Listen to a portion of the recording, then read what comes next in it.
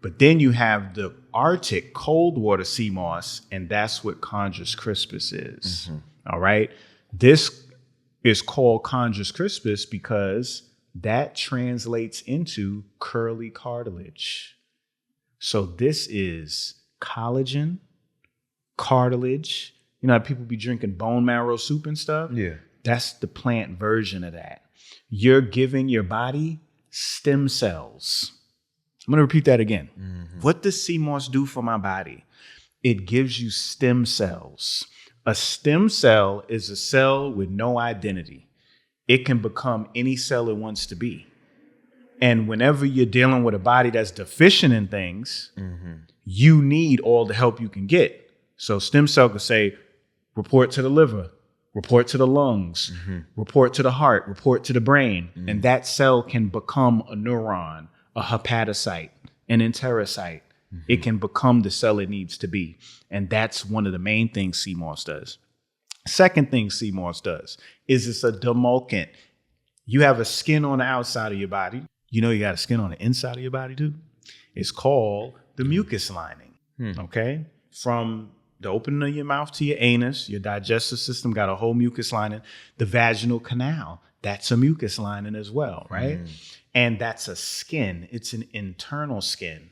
And this is why Sebi said all diseases is mucus, because when that skin becomes compromised, now you have excess mucus blocking passageways, clogging up the body, as well as allowing things to penetrate deeper in the body that normally wouldn't be able to. So it soothes your mucus lining. All right. And then the last thing, not the last thing, but the third thing I'll say, hair, skin, and nails is going to make your hair great. It's going to make your skin great. It's going to make your nails great. Okay. How do you use this?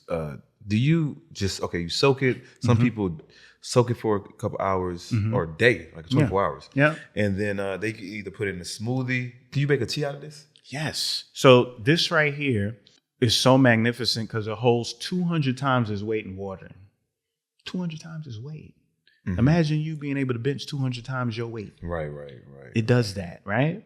Which means it is a master of being able to utilize water. Well, you're 80% water. Holy snap. So you telling me if I take this, it's going to teach my body how to use water, my battery, more efficiently? That's where the energy comes from, right? So you soak this in water about 4 hours, and this thing is gonna turn about 10 times its size. It's gonna be like that. Like them little toys when you was a little dinosaur, you throw it in the bathtub, right? So then you strain the water, you take the reconstituted sea moss that done been soaked, you put it in a blender. Whatever level it comes up to, you're gonna put half that amount of water in it. So if it comes up to like 8 ounces, put 4 ounces of water. If it's 4 ounces, put 2 ounces of water. So it's a 1-2 ratio. That just means half of whatever amount of sea moss is. Then you blend it. And when you blend it, you're going to have a gel. You pour it in a mason jar, you put it in the fridge, and it looks like Jell-O. Then when you make tea, you scoop it, you drop it in the hot water, it dissolves. And then you drink that tea. Or you put it in a smoothie, or you eat it straight, or you put it in your hair as a conditioner, or you put it on your face as a face mask. Or you could use it as some lube. Multifunctional products over here. So I'm lube. You know what I mean? Ain't nothing gonna be better than some sea gel. Some sea gel. You know what I mean? It's that loud for real. Now, when you combine the gel and the honey, now you have a hydrogel. Yeah. One of the greatest wound healers.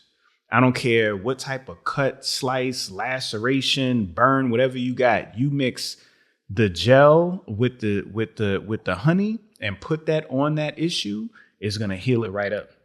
I have a guy who had bed sores on the back. When you got bed sores from laying in the bed in the hospital, them things don't heal. You know, they there indefinitely. They put the hydrogel on there and it healed right up. Man, nature is beautiful. You know, these are good for herpes breakouts too. Put the honey on the breakout and it goes away. Yeah. I think, what did you tell me? You had another honey. Yeah. That was the blue honey. Was it the blue honey? Because I put it on I think I was just putting it on my. I think my lips were dry. I was like, man, I'm putting it on my lips. You put the blue honey on the lips. Putting it everywhere because your man was like, yo, I put it on. He said he put it on his knee or something, and he went when he was in Honduras. Yeah, that was the honey mixed with the gel he did, and it helped him out. So this right here is Geefy tea. I think I gave you a taste of this last time, but go and take a swig of that. It don't have what is. That's that mystery juice right there. Mm-hmm. Huh?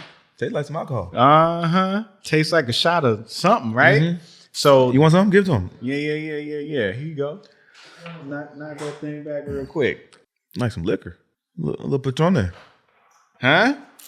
Tequila. So this is called Geefy tea. This is from Honduras. Geefy tea is a term in Garifuna. Garifuna is a group of people in Central America. They're in Honduras too. Mr. G, he's Garifuna, some of the realest people on the planet. And it's a Garifuna term for bitters. So when you say Geefy tea, you're saying bitters. And that's what this is. It's a collection of herbs distilled down into this. It's almost like a liquor. That's why it tastes like that. And you take it as shots. And it helps with colds and fevers and blood pressure, chronic conditions, autoimmune diseases, breathing issues, brain fog. It helps in the bedroom too. It's like you can combine these things. You take this and some Tekanu and some sea moss tea. Ready to go. All weekend. All weekend. What y'all do this weekend? Each other. Word. It's warm. As it goes down, it's warm. It heats everything up. Yeah. This is dope. So like you just be in the lab just cooking up shit. Yes. Basically. Yes. Matter of fact, the other day, my CMO, Stenzea, she's the CMO. She helps me marketing everything.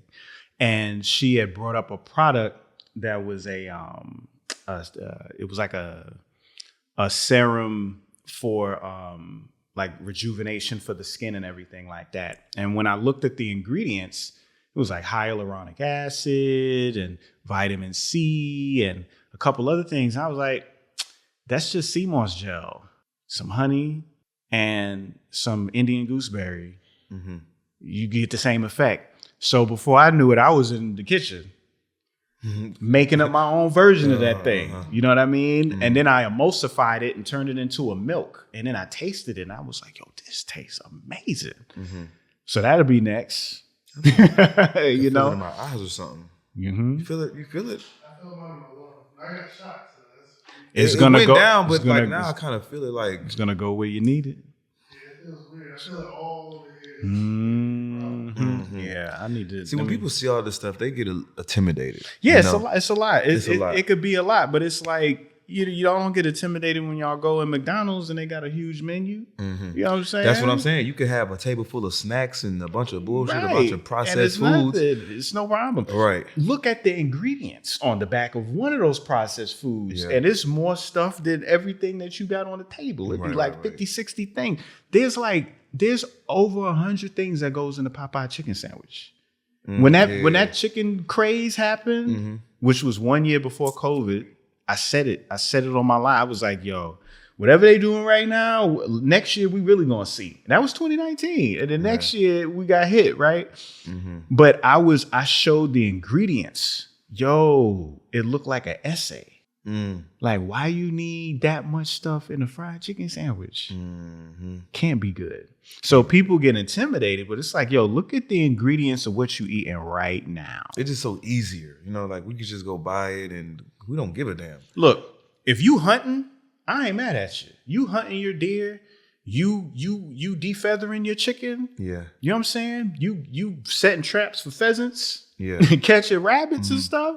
I ain't mad at you. Right. That's a whole relationship. Like you're going after it, you setting the thing up, you pulling it in there, you going through that whole by the time you done and you're eating it, there's all types of energy in that food. Right.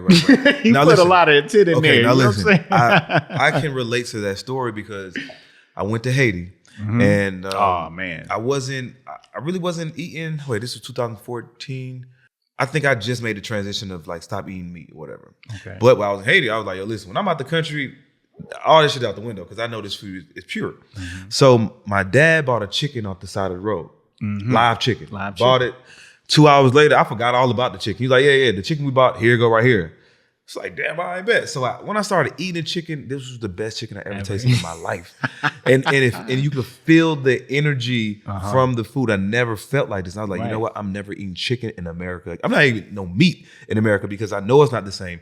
Because I've seen this live chicken. It's not no little chicken wing. You know what I'm saying? I don't know where the chicken wings came from, but this chicken right here, I've seen them buy it, whatever they did to it to prepare it and came back. It brought life into me. And I felt it throughout my whole body. And I was like, yo, this is different. Why did you, when I say Haiti, why did you say? Yeah, because, you know, when you dealing with just Dr. Sebi himself, his grandfather's Haitian. You know what I mean? So a lot of what he is and what he stands for, he's the main one that was like, he don't need to go to school. He need to learn naturally. Who Sebi became has a lot to do with what his grandfather instilled in him. So it's them Haitian roots. But when you say Haiti and you say chicken, you're gonna automatically think about doing that work. Yeah. You know what I'm saying? That work. You start thinking about doing that work. You talk about Haiti and chickens. Was he into that? That if he was, I'm not aware of it. But my thing is, whether you into that or not, it is what it is. Like, they use it. Like, what do you think? What do you think Popeyes is? What do you think KFC is? Damn. You don't think that's a huge... That's magic. It gotta be. Yeah. Because it's so addictive. All that blood they spilling with them chickens ain't putting no intent behind it. Yes, they are. Oh, wow. Yes. And then the people eat, like when you looked at they clone Tyrone and they started eating the chicken and started tripping, they put an intent in that food. So now you're eating it and they're transmitting their intention into you. Why do you think they make movies like that, right? You know, because they put in your face. They have to serve notice. When you become, you know, somebody who's wealthy and got a lot of money and everything like that, to keep things balanced, right? You have to serve notice. You got to let the people know that you dogging them out. So they tell you. And then it's up to you whether or not you want to take warning or ignore. Now, if you become ignorant, then they don't look as bad. Because it's like, yo, I told you I was finessing you, son. And you just want to keep getting finessed? Bet. I'll take all your energy, your life force, everything. What else you got for me? You ain't doing nothing with it. And that's how a lot of them see us, is they don't even know the blessing they got. Right. I do. You know what I'm saying? Yeah, when I seen that movie, I was like, yo, this shit makes perfect sense. They clone it's in Tyrone. The food, it's in the shampoo, it's in the water. It's everywhere. It's everywhere. It's definitely in the water. The water got phthalates in it, and phthalates are chemicals that cause your penis to shrink. Who? What water? I don't want to drink that water. I don't want none of that water. Where's that? most of the water's in the plastic bottle and the water in the faucet. They're called phthalates, but it's spelled with a P. P-T-H-L-A-T-E-S. So I mean, what should we what's it's a machine that alkalines the water? You don't want to alkalize it. Alkaline water is dead. I don't even want to use the word scam, but it's just not what it is. Most alkaline water is going to revert back to being what type of water it was the minute it hits the air. It's gonna go back acidic. It's gonna go neutral and then it's gonna go acidic. It ain't gonna stay alkaline. And then most of the ones that are in the stores and the bottles, the process that they do in order to get it up there is nothing that's gonna be good for your body. Oh my God. And they be like a 10, bro. Like, yeah. People don't know, but bleach is alkaline. You know what I'm saying? Ammonia is alkaline. Okay, what the fuck do you drink? You know what I'm saying? I drink the purified rains. Yeah? From the rainbow. That's what people think. I eat like dewdrops every morning. I go outside and just pick each dewdrop off the blades of grass until I collect it. Oh, thank you, my Lord. You know, that sustains me. Tomorrow I will get more drops. No. So I like distilled water. This is what I like distilled water. I like to transfer it in glass, and then I like adding like lime juice, lemon juice, or I infuse it with a herb. Distilled water from the store. Mm-hmm. Okay, Because distilled water is neutral. There's nothing added in there. Everything's out of it. It's just H2O. You think so? They're not putting nothing in it. Could, but I know. Okay, so you have something called the dielectric constant, right? So the dielectric constant is in water has the highest dielectric constant. What does that mean? That means that it has the ability to pull everything into it. This is why to make soup, to make stew, to make food, to dissolve things, to do anything, you need water as a base, right? Mm-hmm. Because water is the universal solvent. Well, that's because water has the highest dielectric constant and it's able to attract and pull all the properties into it till it becomes like one thing, right? Yeah. Distilled water has the highest dielectric constant of all waters. Mm-hmm. So I like starting with that and then adding things into it to turn it into something. Mm-hmm. So like making my own water. Mm-hmm. Best water I would say would be water from a natural spring. You go to one of those places you talking about, you visiting, or you go up to the Blue Ridge Mountains. Mm-hmm. What are you talking about? There's beautiful, great water here in Georgia in the Blue Ridge Mountains. That's why they own all that land up there. And with all them little streams and stuff, and you go out there and you scoop that. They have a website called findaspring.com, and they show all the natural springs in the United States. You can't just go take this water and go sip it. You want to go boil it? No, you drink it directly. Yes. You've never just taken your hand and drunk water coming naturally down the stream? I haven't. Yes. I thought it was like filled with That's how you fish shit. No. Well, I mean, all food is shit, though. What? All food is boo-boo. Yeah. What you mean? Because in order for a plant to grow, it needs fertilizer. But it ain't actually shit, though. It's like, I mean, it was, though. It was, and it grew out of it. Yeah, but... Okay, but what I'm saying is... Okay. I know what you're saying. You're like you got all this like it's all this stuff in this water, right? But no, when you think of a spring is moving water. It's coming all the way down from the mountains. Mm-hmm. It's being filtered by all these rocks. It's spinning. It's splashing. It's spiraling. By the time it gets to the creek where it's trickling, it's filtered. Like how you have a filter with all them layers in your house. That's what that mountain in nature was. So it ain't no fish boo-boo. At that point, I would always think like, okay, if you was at point A of the mountain, I'm at point B trying to drink it. Mm-hmm. Let's say this motherfucker done pissed in the water, right? And I'm just, that's how I always felt. I don't know about too many people pissing on top of mountains. It's real windy up there. You know what I'm saying? You're gonna splatter just a little bit. Uh-huh. But if somebody peed on the top of the mountain, by the time it get to you, ain't no pee left. Mm-hmm. Ain't none. Because that dielectric constant is gonna break that thing up, disperse it. Uric acid molecules gonna break up. It ain't pee in that water no more. Got you. Because water's a cycle anyway. Like the water that you drink used to be in a rhinoceros's testicle at one point in time. Because he peed out, it went in the ground, it evaporated, turned to clouds, rained back down. All right, okay. Yeah. Right? Yeah. Same water. Okay. Everything's recycled. Okay. You know? Touché. Now, I'm not saying drink rhino pee. That's what I thought you was... Let's not do that. But drinking pee is actually a good thing, too. I've heard, okay. Yeah. Yeah. Drink all type... Nah. No, definitely not. I had to take that one. He said, "I drink." Okay, I was say, I've heard that it's people on TikTok that drink their pee, and I forgot what it do. So this is the thing. So your body goes through a process. You're diseased. You're hurting. Something's wrong, right? Uh-huh. Your body knows this. It starts making the chemicals. You have your own pharmacy. Okay, it's not going to come out through your snot. It's not going to be your earwax. What's the easiest way for it to come out? You urinating. So your urine is actually going to have properties in there to help rectify the problem that you have.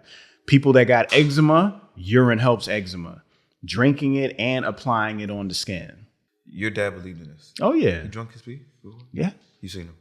I haven't seen him. I ain't say, what you doing right there? Thought it was lemonade. Like, no. That, man, whew, I don't know. I mean, these are options. yeah, options. Okay, These are plenty options. more options. These Okay. options. There's people watching that be like, man, I've been doing that since '89. Man, he for real. You know. But with